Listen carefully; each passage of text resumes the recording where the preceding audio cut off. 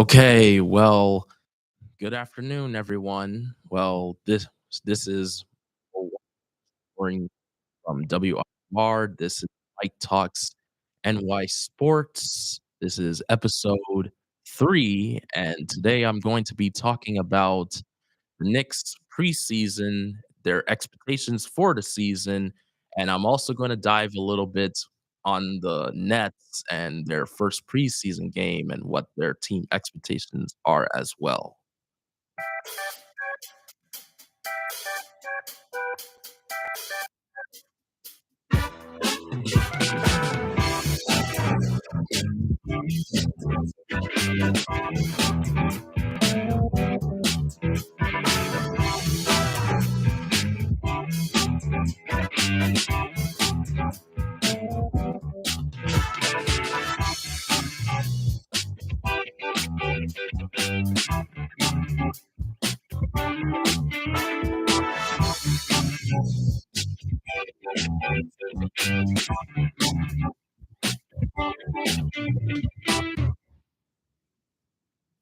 Okay, so the first preseason game for the Knicks was last week.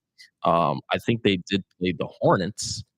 Well, seeing this was the first time we saw the whole new team, and it was surprising to see Cat finally play for the Knicks. I think they say his first shot was literally shooting a three-pointer, and that was actually pretty nice because, now the Knicks finally have a center who can actually shoot outside. Like, that is what Cat is going to give you.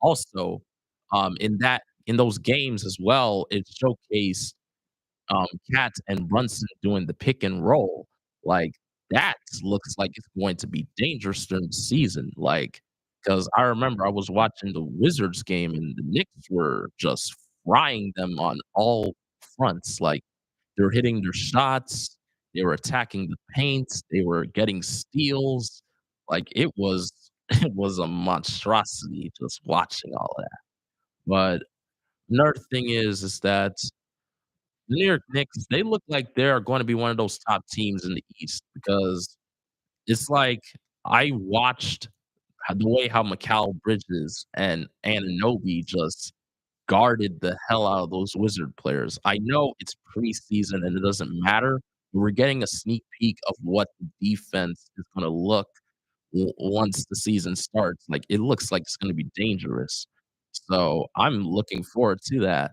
And also another thing is like, we also got some good looks from the rookies as well, like Tyler Kolek and Ariel Hukporti. Like, in 2 games in a row so far in the preseason, Kolek has outshined people like Cam Payne. Well, I would say Campaign and maybe even Deuce McBride, but Deuce McBride is a way better, like, shooter than Kolek, but Kolek just is different because he has that basketball IQ already instilled in him. Like, he just knows how to set up plays for his teammates. Like, I've seen him throw lobs to his fellow rookies and other players, and he's just there taking the shots confident. He's just shooting his shots very confidently, and I feel like he shouldn't even spend any time with the Westchester Knicks. I feel like he should just be a regular rotation piece, but, of course, it depends on Tibbs because we know that Thibodeau doesn't really like playing rookies. Yes, in recent years, he has played people like Emmanuel Quickly and other people like Barrett and them, but, they were way better rookies at that time, but maybe Thibodeau may change his mind and maybe switch up the rotation now or then. Also, we did see an appearance from a bubble legend, also known as TJ Warren. Last preseason game, he finally made his Knicks debut. Well, he only scored like 4 points or 3 points or whatever, but it was alright. We still got a little shine, well, a little, like, sighting from him, but I feel like TJ Warren, in terms of him making the team, I don't think he's going to make the team because, number 1, the Knicks are close to being a second apron team, so they can't just sign someone just like that, so I feel like because of money issues, they won't be able to sign have TJ Warren be on the team, so I hope he just shines during the preseason, and obviously, his fate is that he is gonna be released, so I just hope a team can just pick him up and utilize him after his time with the Knicks. Also, other players who are standouts for the training camp so far, we got Landry Shamet. That name is familiar because he actually used to play with the Suns with um, with Cam Payne and Mikal Bridges. So they all 3 of them already got chemistry already. And in his first preseason game, he scored 16 points and he was hitting his threes. I was like, man, am I seeing DiVincenzo reincarnated in this dude? Like, even though, yes, we are going to miss DiVincenzo, he is in Minnesota now, but damn it is like the closest thing to DiVincenzo right now.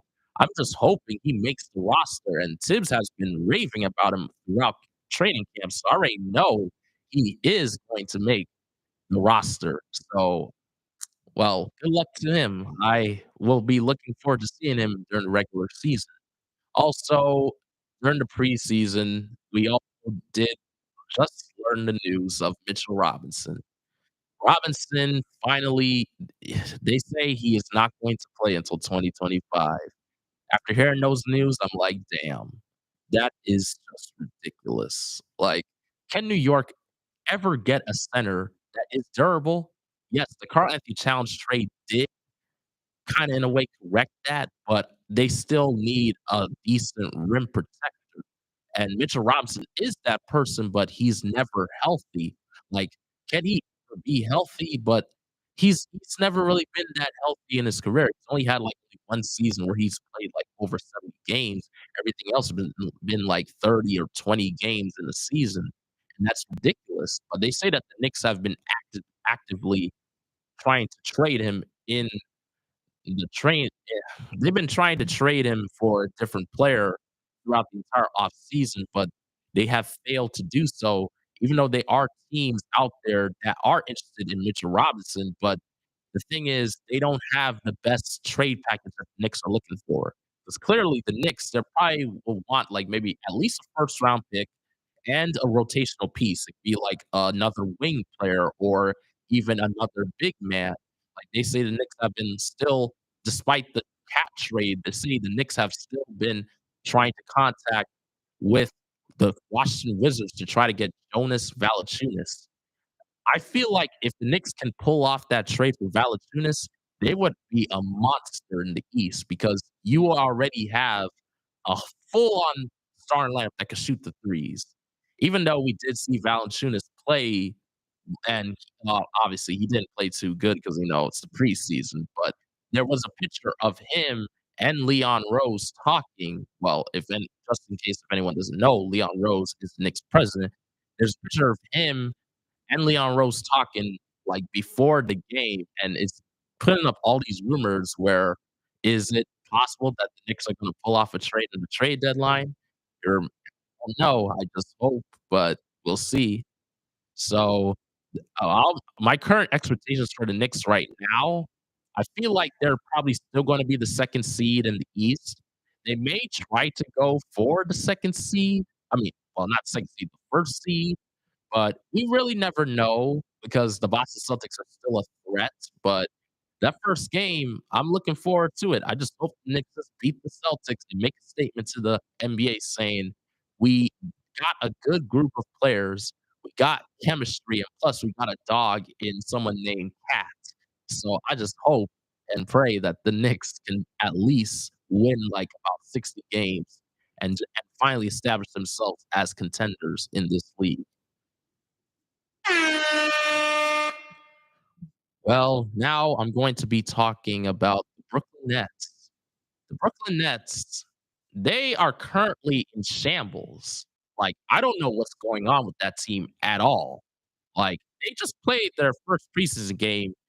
I think it was like Wednesday or Tuesday. They played against the Clippers. I don't know I did not watch the game, but it was like they said it was a lot in that game. Ben Simmons, he started as the center, and like always, he has a terrible game. I know it's preseason, but damn, 2 points and 3 rebounds, that is unacceptable. For a dude who said, "Oh, yeah, I'm 100% ready. Oh, yeah, I'm gonna prove to y'all that I'm all-star this year." No, you're not. You are not an all-star. You are a has-been. Like, the the only reason why I'm talking so much crap about Ben Simmons, because Ben Simmons, he has time and time again, he always posts these workout videos where he claims, "Oh, yeah, I'm working on my threes. I'm working on my defense. I'm working on my hook shots." And he never wants to use those plays during a game, like and I'm like, "What then why are you playing basketball then?" Like, I get you have mental health issues. Yes, mental health is an important issue, but you just have to, like, find the courage to shoot your free throws or hit your three-pointers if you do attempt threes, and go from being passive to being more aggressive. Because I feel like the only way the Brooklyn Nets can make it to the playoffs is if Ben Simmons plays at the level that he did back in Philly or even way better than that. But it remains to be seen, and I'm just hoping that he can at least evolve and become a way better player than how he was in the recent years. And, well,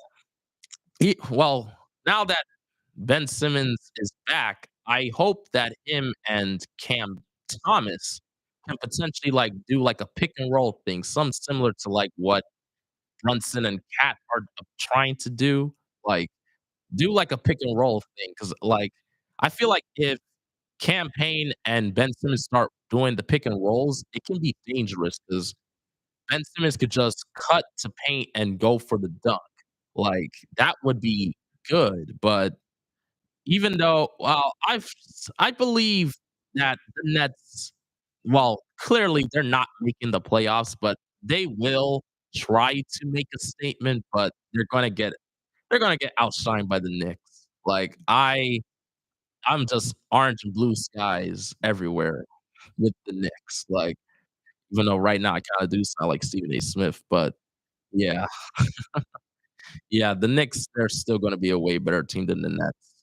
Well, in terms of the other players that play for the Nets, I believe they are gonna do well. Claxton, I'm surprised he did sign back with the Nets on a $100 million contract. I don't think he deserved it though, because he hasn't really proven that he is good enough for a contract like that, but I am not the front office of the Brooklyn Nets, so that's his decision. And also, like, I just got a message for the Brooklyn Nets. Like, the only way you guys can make it to the playoffs or even make it back to being like top 5 in East, you you should consider firing Sean Marks, because Sean Marks historically has been the worst GM in Brooklyn Nets history.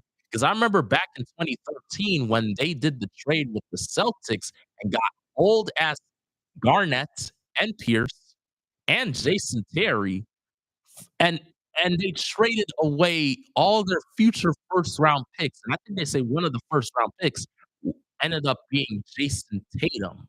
And I'm like, damn, the Brooklyn Nets were so desperate to win, and they end up losing that series. They got eliminated in the first round that entire season. And I'm like, Sean Marks, like, what are you doing? Like, he kinda in a way is like the Brooklyn Nets equivalent of like a Phil Jackson in a way. Because I remember when Phil Jackson was on the Knicks were terrible. Like, they made all these stupid picks and stupid signings, and I'm like, "What are they doing?" So, I feel like the only way the Brooklyn Nets can grow and heal from all of that trauma from the years is if they just get rid of their GM, potentially get rid of Ben Simmons, even though it's gonna be hard because his contract is insanely high, and basically strengthen your bench. Like, your bench is weak. Like, you need better role players. So that's all I have to say about the Nets. Like, I just hope y'all just make the right decision to protect your future.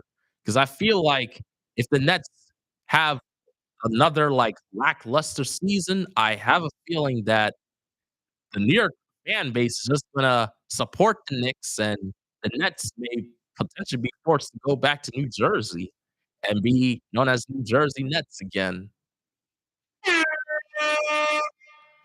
Well, we kinda have reached the end of this episode.